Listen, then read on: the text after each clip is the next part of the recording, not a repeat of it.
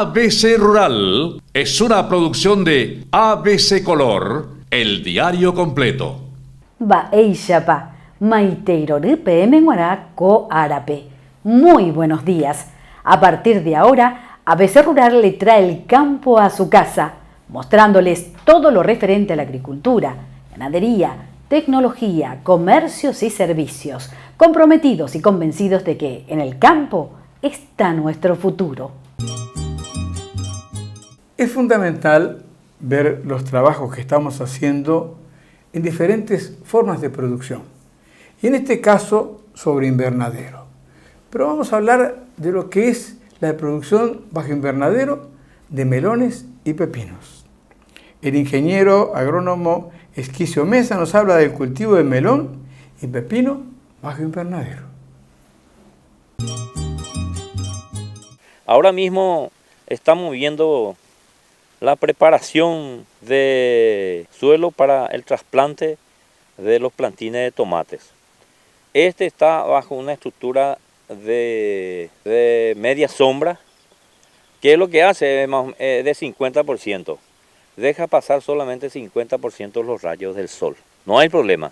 Pero en este sistema, cuando llueve, cae el agua y moja el suelo y generalmente tenemos problemas de aparición de enfermedades, especialmente la enfermedad fungosa. Una de las más comunes es la sectoriosis, porque muchos hongos, porque el cultivo de tomate, pimiento y otra hortaliza, especialmente el tomate y el pimiento, no tiene que llover directamente. Por eso estamos acá bajo un invernadero. ¿Cuál es el principal papel de este techo? Que es de polietileno, creo que es de 400 micrones, que tiene que pasar la luz. No deja que las aguas de la lluvia caen directamente sobre la planta. Entonces, ahí va a decir don Kimura, si se hace bajo techo y si se hace bajo media sombra, la incidencia de enfermedades fungosas es mucho más alto acá que acá abajo de este invernadero. Entonces, él te va a decir por experiencia de que si él tiene producción bajo techo, no tiene mucho ataque de enfermedades, ya sea fungosas o bacteriales. El técnico explicó que bajo invernaderos también aparecen diversos problemas en los cultivos, si es que estos no son manejados como corresponde.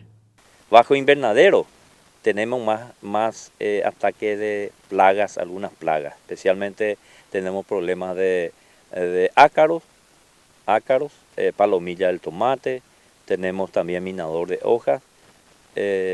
Entonces, este es una infraestructura que el productor de tomate tiene que tener.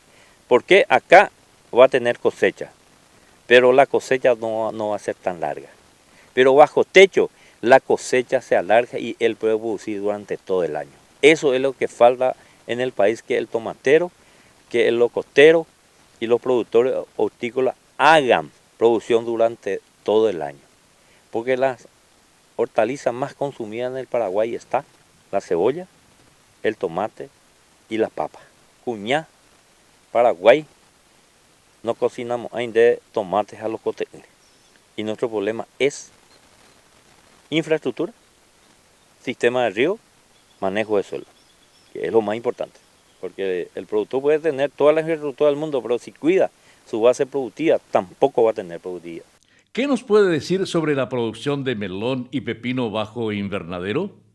Generalmente la gente piensa de que melón, sandía, pepino no se puede hacer bajo techo. En este caso tenemos un claro ejemplo de que se puede hacer bajo techo melón.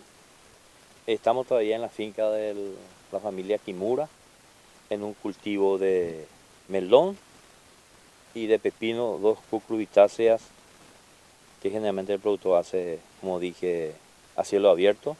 En este caso se está haciendo bajo invernadero. El invernadero, este techo tipo sombrilla, como los brasileños lo llaman, es un fungicida para ellos, porque ven la sanidad de la planta en cuanto a enfermedades.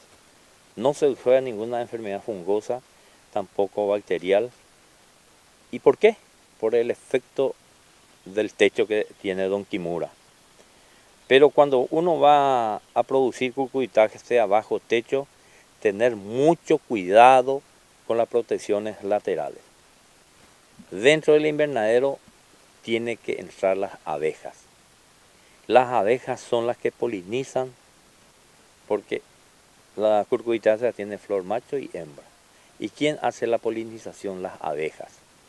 Entonces muchas veces vos ves la planta de pepino, de sandía, de melón, una maravilla, pero no hay fructificación, hay floración. ¿Por qué no entran las abejas? Ahora mismo hay alta actividad de abejas. El ingeniero habló sobre la pulverización en los cultivos bajo invernaderos y su efecto en la actividad de los insectos polinizadores. No, hay que pulverizar sin ningún insecticida, sin ningún producto, un cultivo de sandía, pepino o melón, porque ahora es la actividad máxima de las abejas. Por eso hay que tener mucho cuidado. Entonces, Don Kimura sabe de que tuvo el problema de que su pepino era muy lindo, pero no fructificaba. ¿Por qué? Porque no entraban las abejas a hacer su trabajo. Entonces, eso hay que cuidar mucho.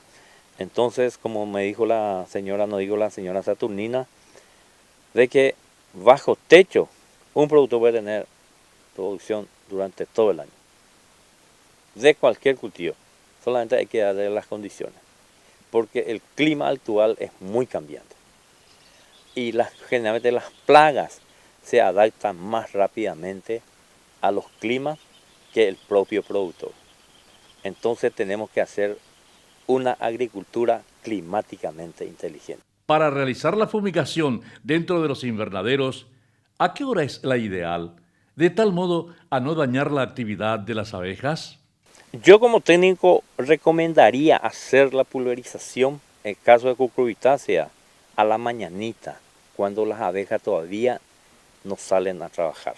O bien a la tardecita, cuando las abejas ya se retiran del cultivo. Pero a esta hora, entre las 9, ahora es la actividad máxima. Estamos llegando a las 11, ¿verdad? Entonces ahora es su actividad máxima. Lleno de abejas está esta plantación de melón. Entonces hay que cuidar mucho. Y hay que cuidar qué tipo de insecticida se va a utilizar. Porque muchos insecticidas también afectan la actividad de las abejas. Por eso es importante eso. El técnico dejó un mensaje para los productores. Un mensaje para los productores de tomate, pimiento y otras hortalizas. No hacer de una sola vez gran cantidad, plantar 5, 10.000, 15.000 plantas de tomate.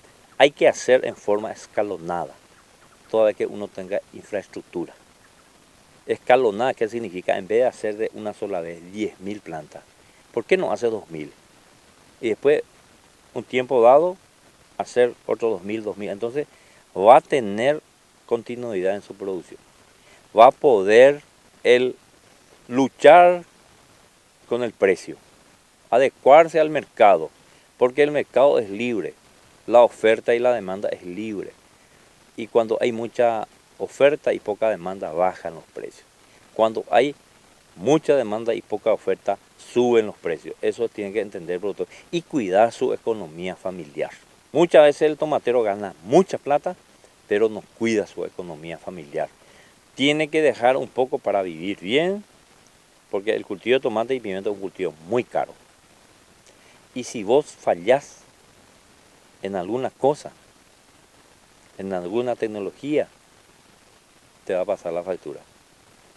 Y él tiene que saber, si gana plata, tiene que vivir bien, comer bien, vestirse bien, toda esa cuestión, pero tiene que tener el espíritu de ahorrar, de guardar lo sobrante para invertir en infraestructura, para cuando haya algún problema, para que él pueda defenderse económicamente y no quede descapitalizado. Porque un productor, si queda descapitalizado, muchas veces cae en gente inescrupulosa que le presta dinero, esto. Entonces, esas cuestiones hay que cuidar un poco y hacer una producción escalonada. Cuando hablamos de cultivos de eucaliptos, tengan mucho cuidado. Les recomiendo siempre que hablen con un técnico, porque el eucalipto se adapta bien a cada tipo de suelo y le hace bien también a cada tipo de suelo. Pero ahora vamos a ver algo muy especial. El ingeniero forestal Stefan Isaac nos va a mostrar algunas variedades que han demostrado muy buena adaptación en los suelos arcillosos del Chaco Central. Hace unos 15 años atrás, varios ingenieros agrónomos mostraron su interés por el cultivo del paraíso, eucalipto y otras especies exóticas en el Chaco Central. Uno de ellos fue el ingeniero Alfred Fatz, que presentaba servicio en la cooperativa Ferenheim.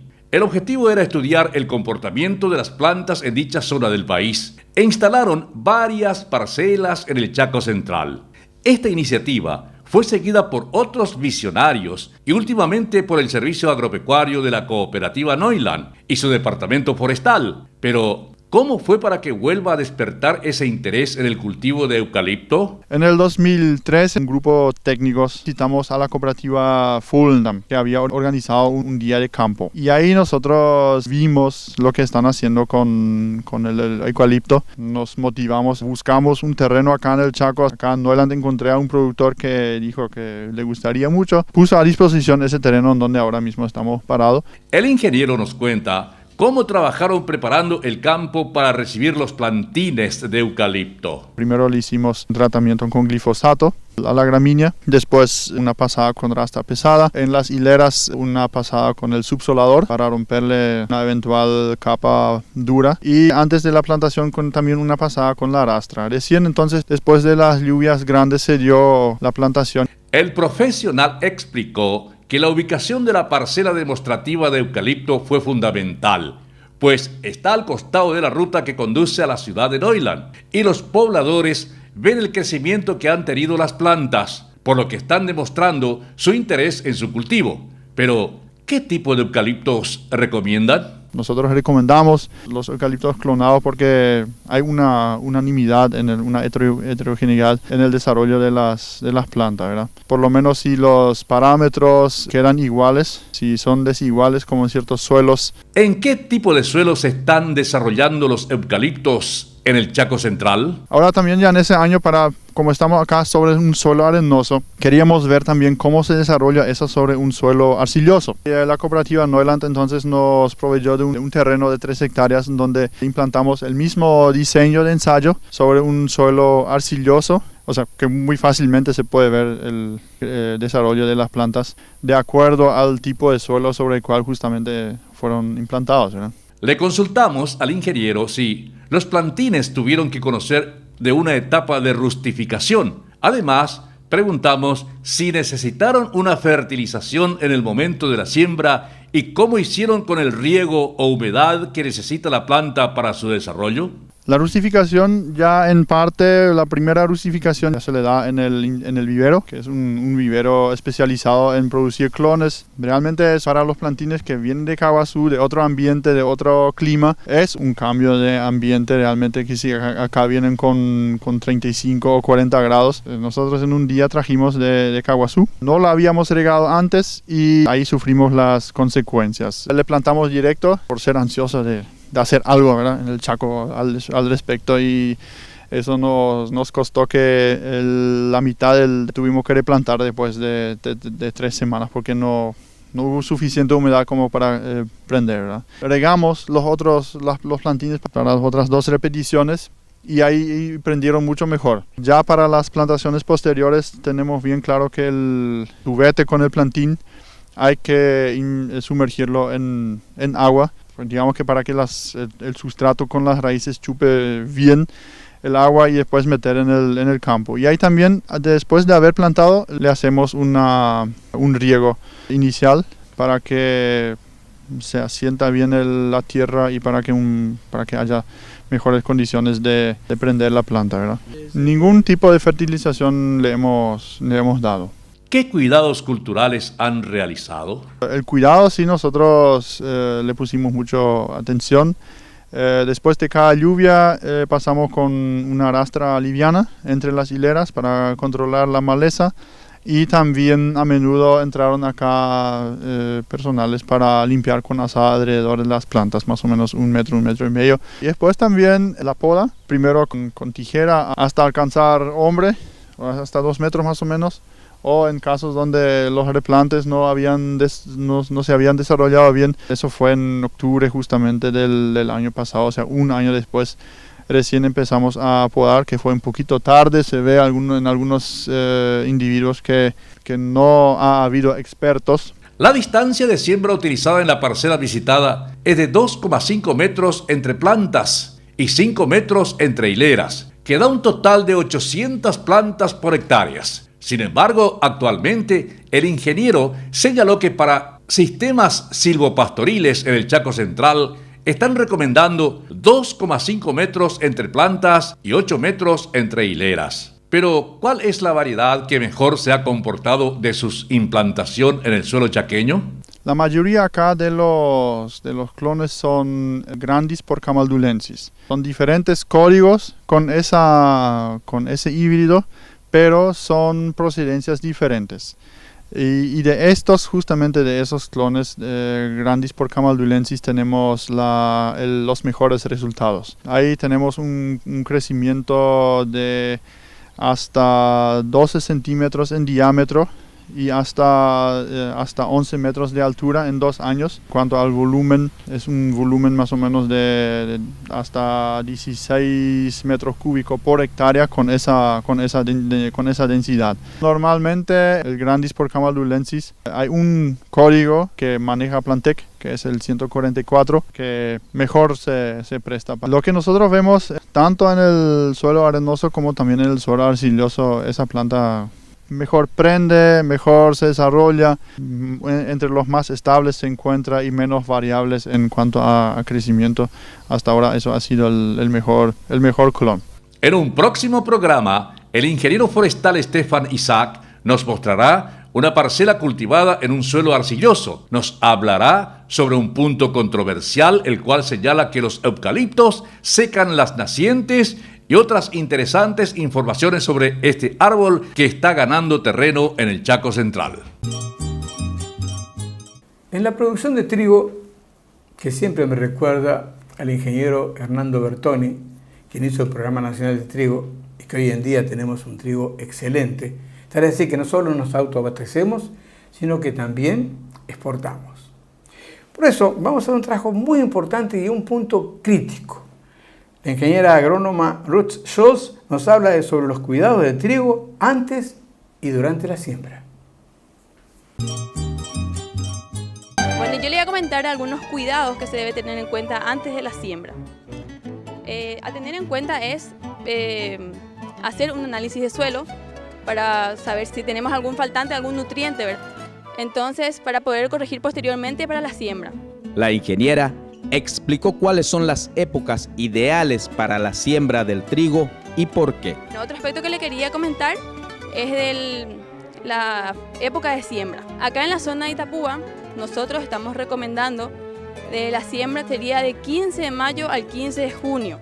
Es la época ideal para la siembra. Y para el norte se está recomendando del 15 de abril al 15 de junio. ¿Por qué? Porque la zona norte es un poco más seco. Nosotros tenemos una zona más húmeda y llegamos a octubre, tenemos lluvia, entonces para que el productor pueda cosechar antes que vengan las lluvias de octubre. La profesional destacó cuáles son los problemas que se pueden presentar en los cultivos de trigo en caso de que el productor realice una siembra fuera de época. El problema que pasa cuando se siembra un poco más tarde, elegimos una variedad tardía, entonces lo que pasa es que llega la lluvia de octubre, puede germinar el grano en espiga, entonces tiene problemas, puede causar problemas de pH, problemas de rendimiento, la semilla no carga todo, entonces tenemos un problema ahí y no tenemos una buena producción. Y los otros problemas sería si sembramos antes, no llega a completar su ciclo, entonces no carga todo, también tenemos problemas de rendimiento. ¿Cuáles son algunas de las principales enfermedades que aparecen durante el desarrollo del trigo y cómo pueden ser controladas?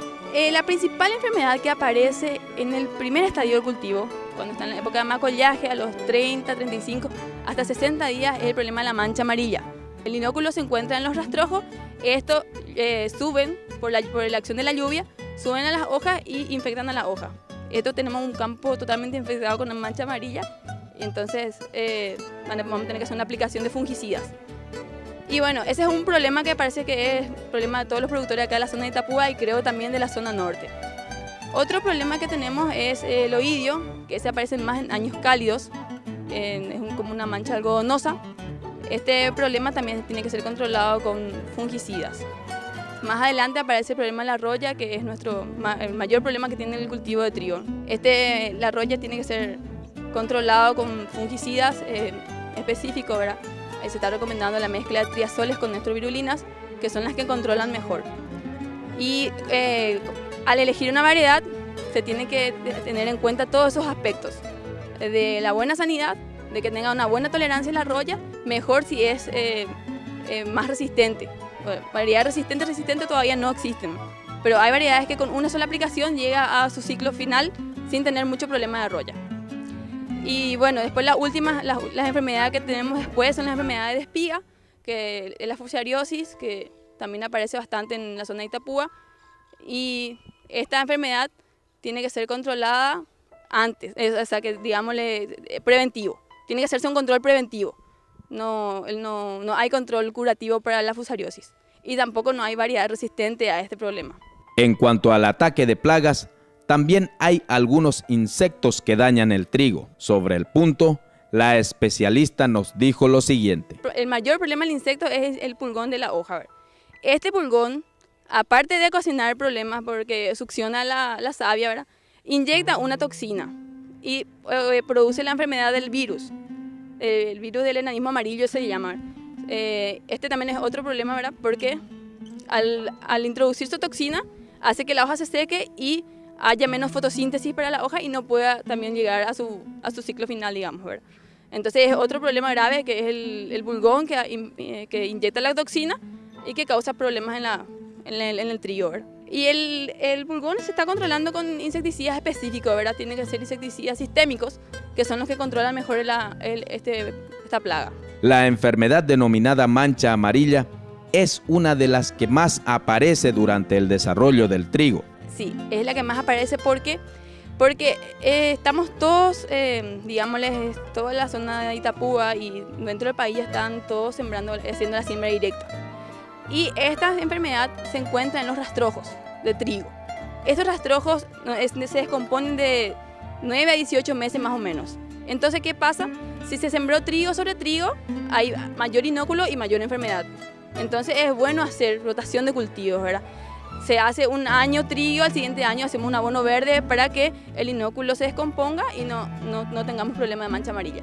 Generalmente los productores no están, o sea que se hace muy poco. Finalmente, la profesional realizó algunas recomendaciones a los productores. Mi recomendación es que elijan una variedad buena, que tenga una buena sanidad, que tenga un buen rendimiento y una buena calidad.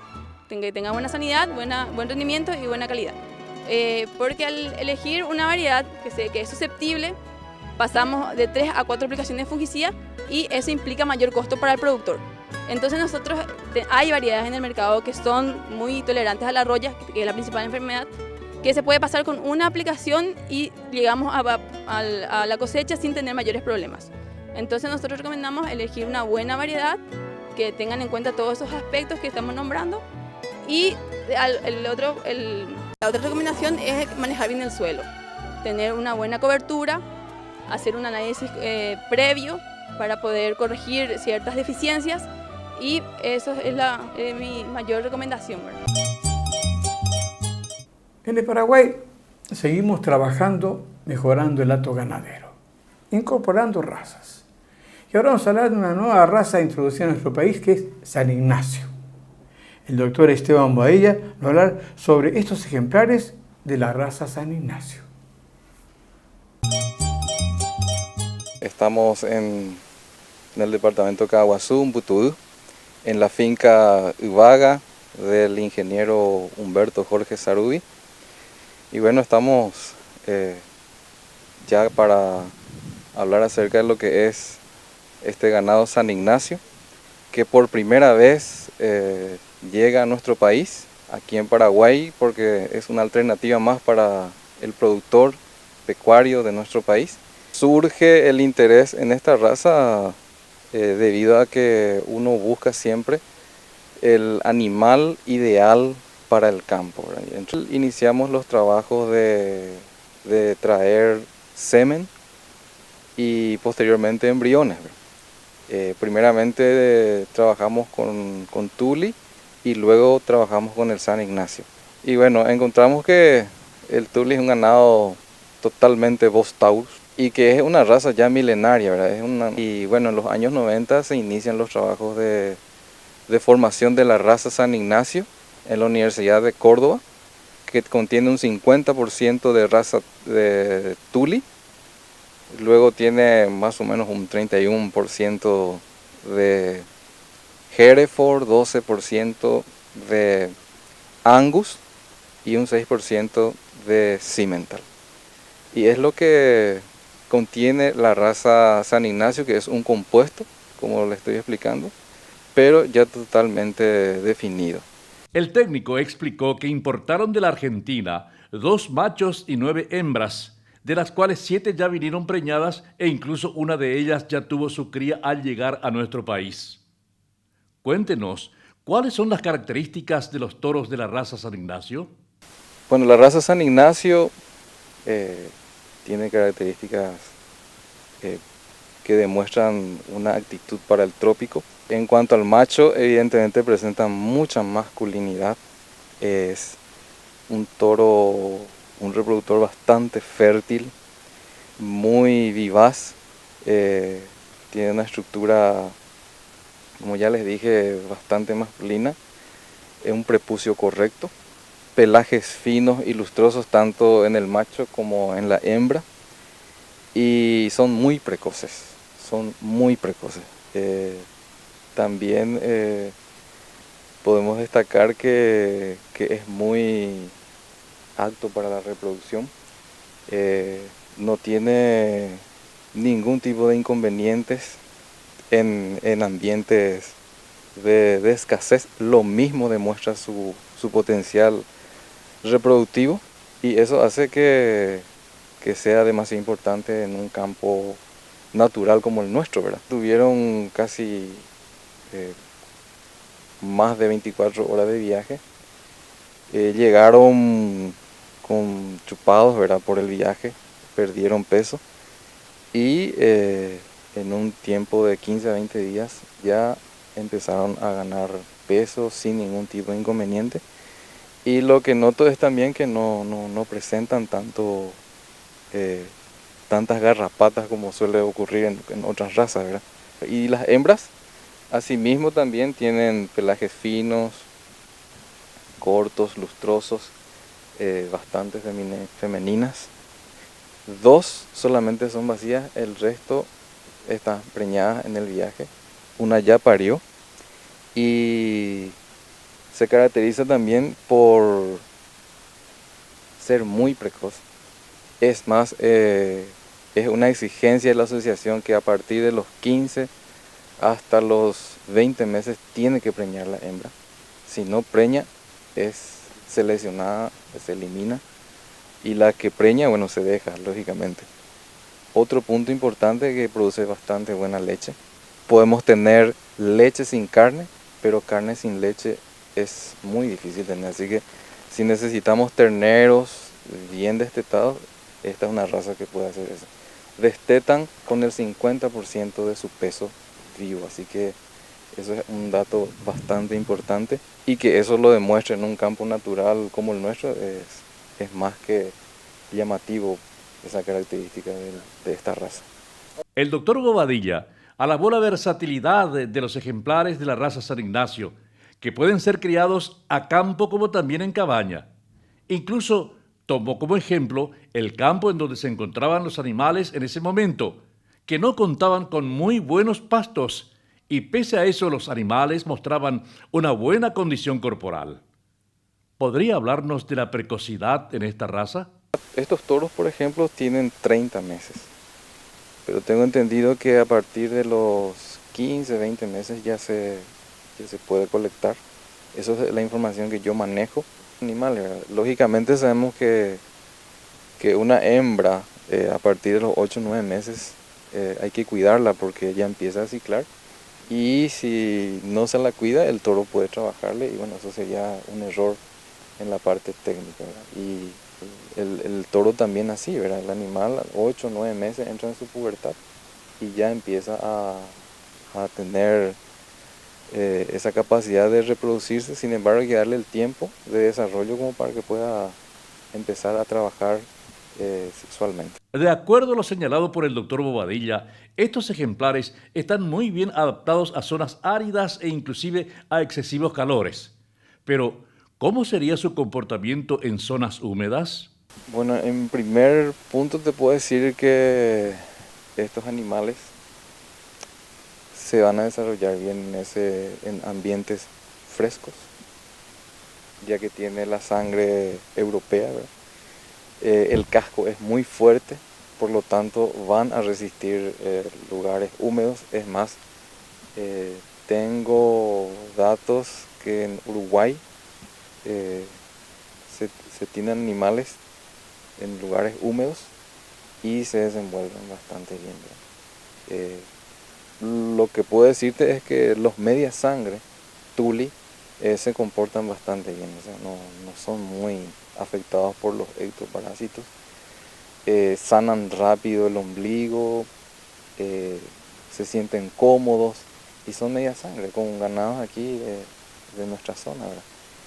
Y ya seguiremos viendo los resultados a medida que pase el tiempo, ¿verdad? En cuanto a calidad de carne de la raza San Ignacio, ¿qué nos puede decir? Sabemos lo que es la calidad del Hereford, lo que es la calidad del Angus y la calidad del Simmental. Hablando de carne, ¿verdad? Estaría alrededor de 54% más o menos, es lo que yo te puedo decir en cuanto al rendimiento, ¿verdad? Ellos vinieron de un campo mucho mejor al nuestro, ¿verdad? Vinieron de un campo del Chaco argentino, Pampa del Infierno, Gatton Panic, un pasto que sabemos que es suculento. No necesitan minerales en ese lugar, sin embargo ellos vienen a este lugar donde sí o sí se le tiene que ofrecer minerales, porque de esa forma solamente podemos suplir esa deficiencia de fósforo. Evidentemente el animal es muy, tiene esa rusticidad, ¿verdad?, de poder adaptarse, ¿verdad? Cuando hablamos de siembra tradicional, pero hoy en día tenemos que hablar de lo que es la siembra hoy en día. Y vamos a hablar de lo que es la siembra a tasa variable.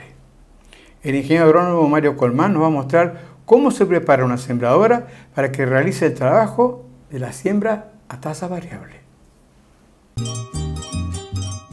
La agricultura de precisión es un término agronómico que define la gestión en parcelas agrícolas sobre la base de la observación, la medida y la actuación frente a la variabilidad antes, durante y después de la siembra.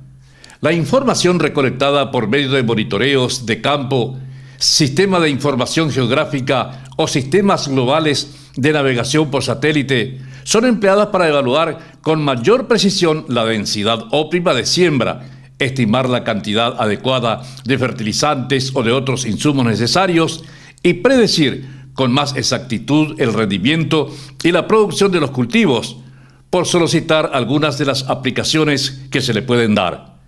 En este material, nuestro entrevistado nos muestra en forma práctica cómo se prepara una sembradora para realizar la siembra de soja y su fertilización a tasa variable. Le voy a estar mostrando cómo funciona un equipo de tasa variable para la siembra. Consta principalmente de 3 componentes principales, que es el monitor, que está dentro del tractor, que es donde el operador le da las funciones, un sistema hidráulico de manguera y un comando, un módulo central, que es el que da información para que pueda dosificarse el fertilizante. ¿Pero en qué consiste el sistema de siembra a tasa variable? El sistema de tasa variable es lo que viene a ser uno de los componentes que es la tecnología de agricultura de precisión, que consiste en la dosificación del fertilizante de acuerdo a la necesidad que está requiriendo en ese lugar la parcela, ¿verdad? Es colocar la cantidad exacta de fertilizante donde requiere, no poner de más ni tampoco en menos, sino la cantidad justa, o la necesidad en cuanto al fertilizante es mayor él dosifica mayor.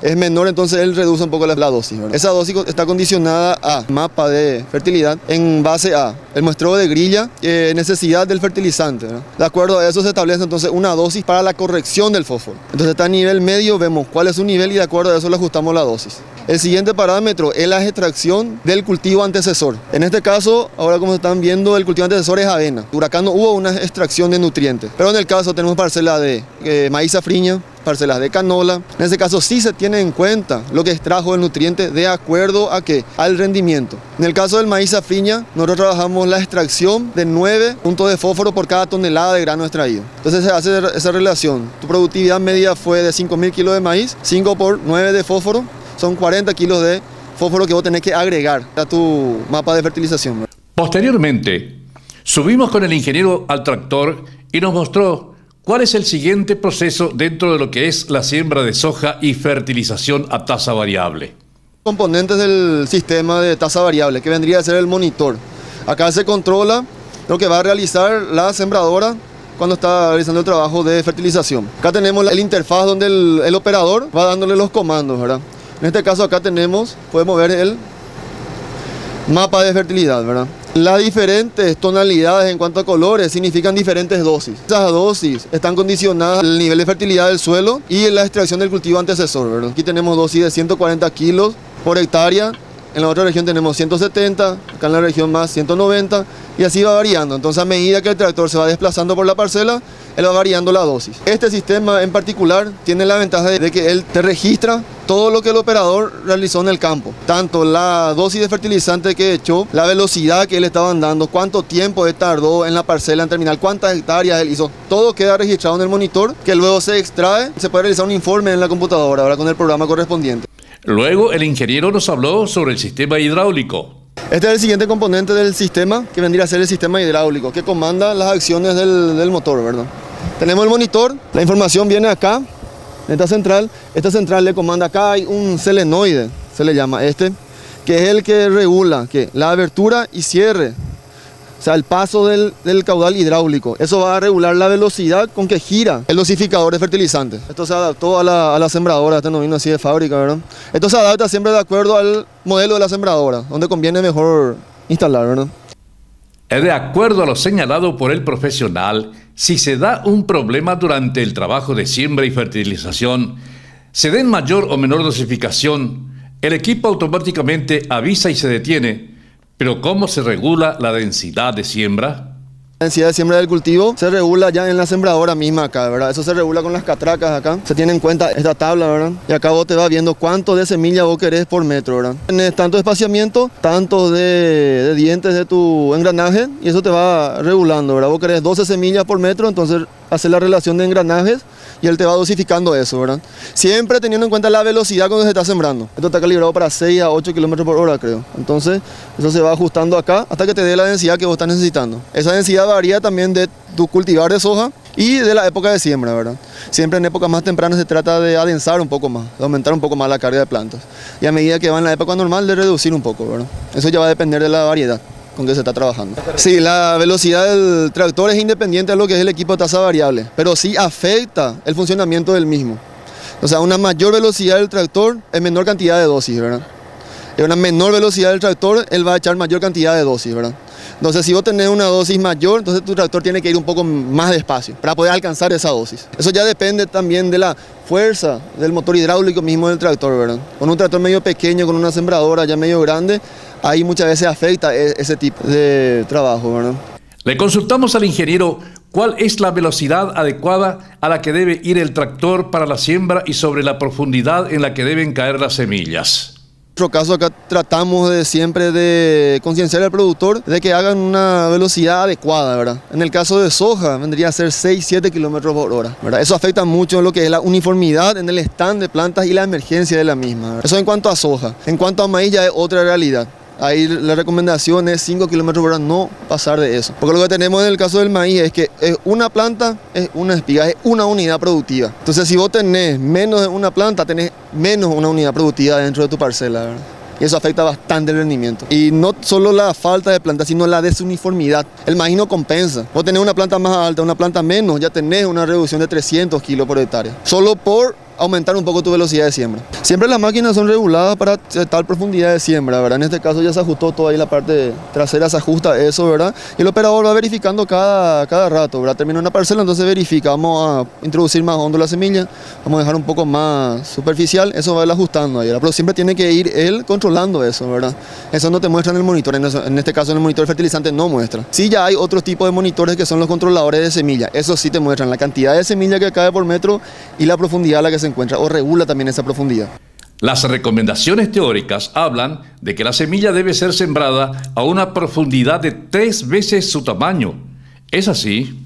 No, la profundidad siempre generalmente está condicionada a las condiciones del terreno, ¿verdad? En este caso vos tenés un pronóstico como ahora mismo de una seca un poco prolongada, entonces la tendencia es colocar un poco más profundo, para que ella quede allá y tarde un poco en emerger hasta que llegue esa lluvia, ¿verdad? Ahora si tenés ya una humedad suficiente, entonces podés colocar un poco más arriba, ¿verdad? Ahora si vos tenés una tendencia de que va a llover mucho, entonces no podés vos afundar mucho tu semilla porque te puede dar esa costra ahí, ¿verdad? Se que endurece la superficie del suelo y tu semilla no sale.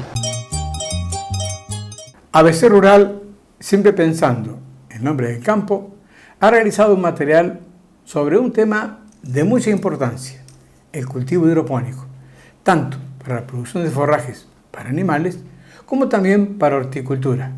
Trabajos realizados por productores y técnicos paraguayos. Como ven, hay varias alternativas que nosotros podemos tener, tanto en la tablet, como también en el teléfono. Volvemos con más ABC Rural. Este pendrive dual se puede utilizar tanto en el teléfono, en la tablet y si no, en su casa, en la computadora. Pueden adquirirlo en Yedros 745 en Asunción, Paraguay o en todas las sucursales de ABC Color.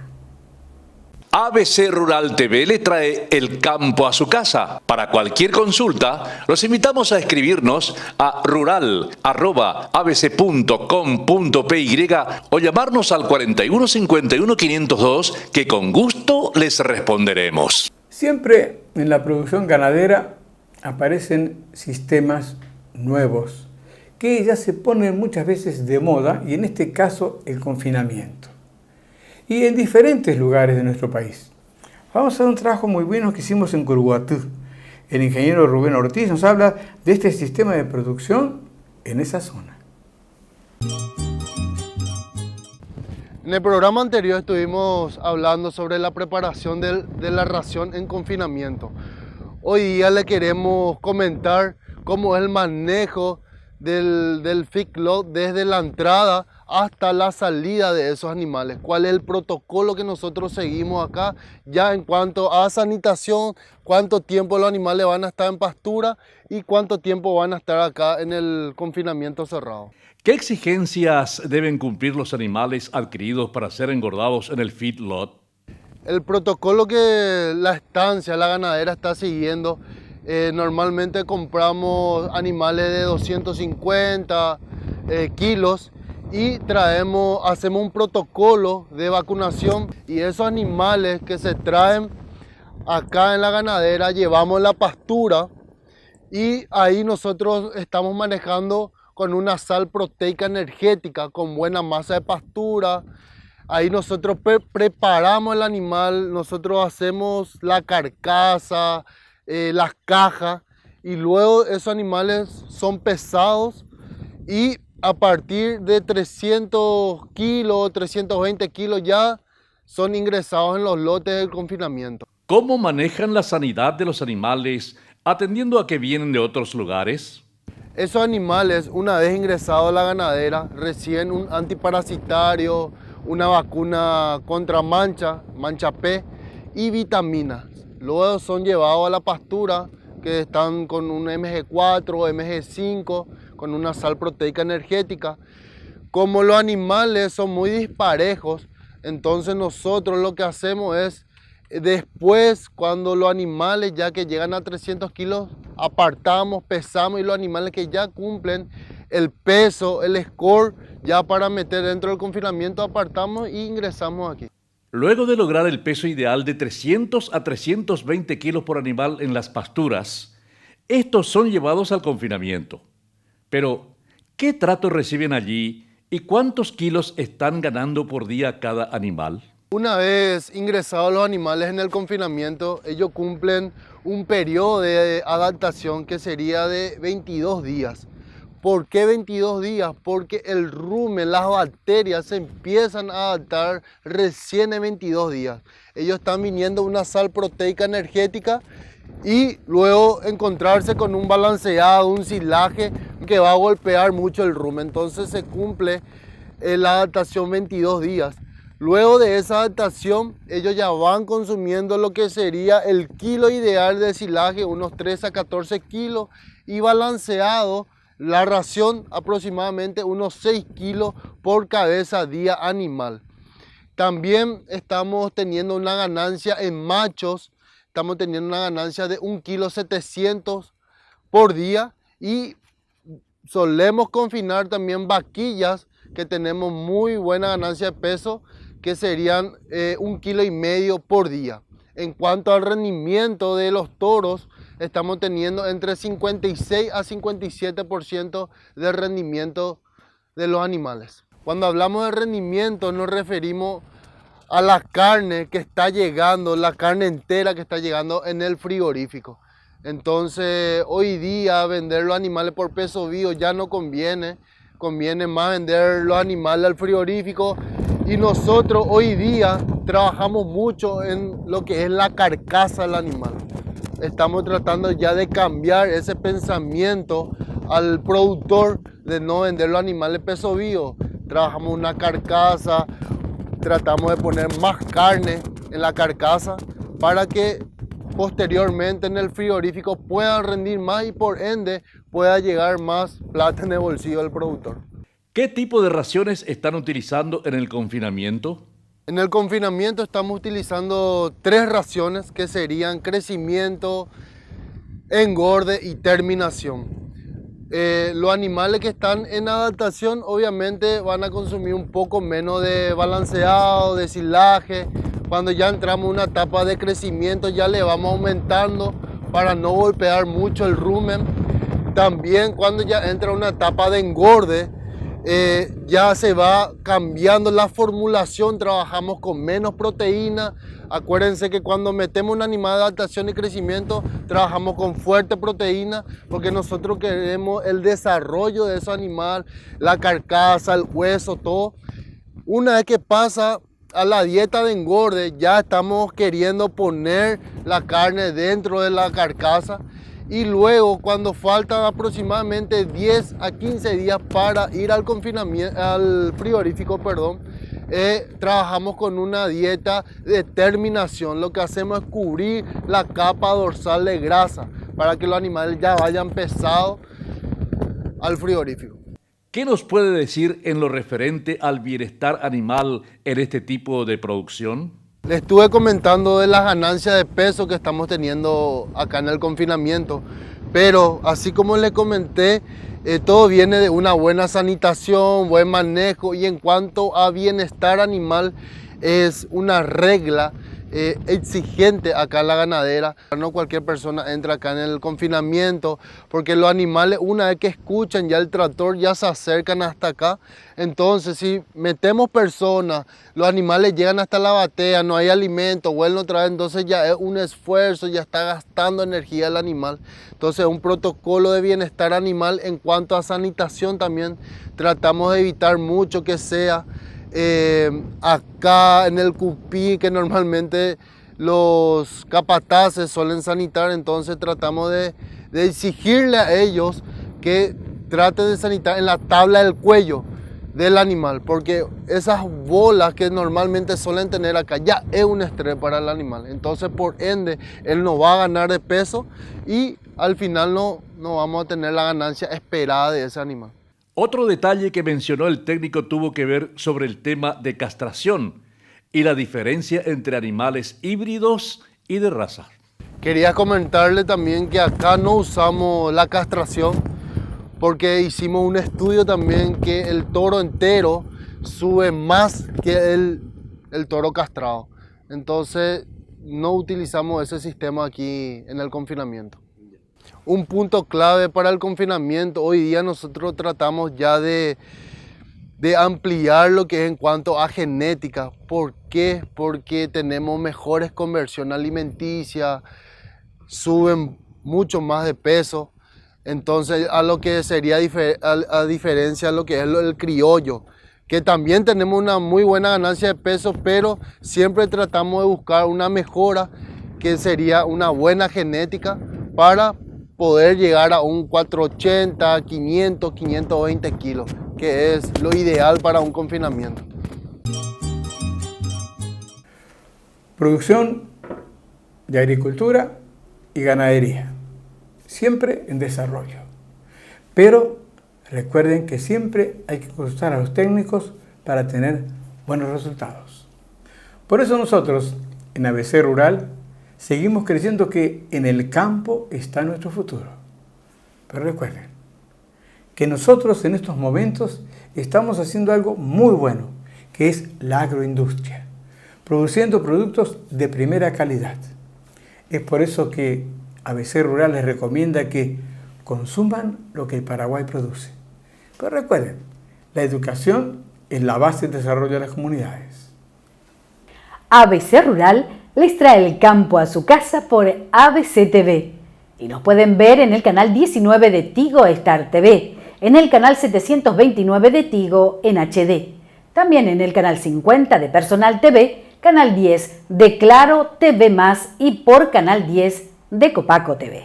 Igualmente estamos en todas las cable operadoras del interior del país. Incluso buscamos llegar más lejos, cruzamos la frontera ubicándonos en 10 canales de Formosa y Misiones en la Argentina. También seguimos en el canal Agrotendencias, que se emite en Venezuela y todo el Caribe. Además, nos pueden ver en nuestro canal ABC Rural en YouTube, donde ya superamos las 20 millones de visitas.